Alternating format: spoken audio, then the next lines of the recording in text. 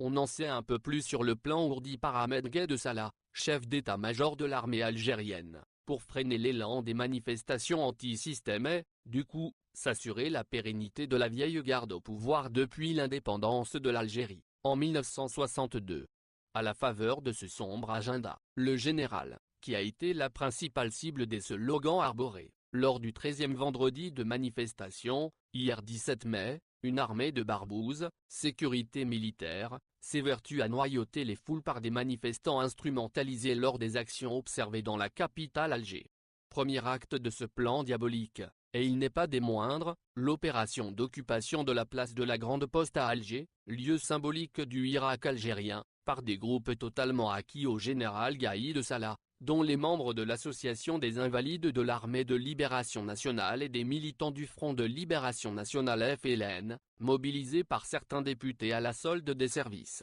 tout en mettant à leur disposition une liste de slogans à scander et des banderoles et photos à arborer. Pour ne pas éveiller les soupçons sur ce stratagème ni sur la partie qui en est à l'origine, soit une armée transformée par Gaïd Salah en ferme privée au service des copains et des coquins. Les services de la sécurité militaire veillent à ce que leur support n'attire pas trop l'attention, en privilégiant, entre autres, des thèmes à relents patriotiques, hymne national notamment, et d'autres slogans hostiles à la France, explique un observateur. Quand le régime tente de reprendre la place de la Grande Poste aux mains des manifestants, les nervis du régime ont tout essayé ou presque, pour empêcher le rassemblement des manifestants hier vendredi sur la mythique place de la Grande Poste, devenue depuis le 22 février un haut lieu du Irak anti-système. Des fourgons des forces anti-émeutes ont été disposés pour empêcher l'accès au parvis de la Grande Poste, une des places fortes de la contestation populaire. Des CRS,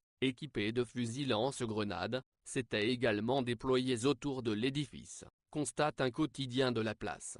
Les policiers ont d'abord commencé par interpeller des manifestants, parmi lesquels il y aurait l'avocat Salah Dabbouz. Malgré cette réaction musclée, des manifestants, déterminés, continuaient à affluer sur la place, remarque-t-il encore, relevant que la police a agi autrement avec les radiés de l'armée et néanmoins partisans de Gaïd Salah. Les policiers, placés là, plutôt que d'habitude, s'étaient tranquillement mis à l'écart pour laisser les militaires se déployer sur les escaliers et scander leurs slogans pro-Gaïd. Hier, le long face-à-face manifestant-policier s'est poursuivi une partie de la matinée et le début d'après-midi, note la publication, tout en mettant en garde contre la tentation de la répression qui semble gagner un régime prêt à tout pour se maintenir au pouvoir. Le communiqué que la wilaya d'Alger s'était empressé de diffuser, hier vendredi, pour justifier l'interdiction de l'accès à la Grande Poste, confirme que ce régime ne craint plus le ridicule. Une expertise du CTC à l'appui, les services expliquent que des fissures auraient été constatées sur les escaliers du bâtiment néo-mauresque,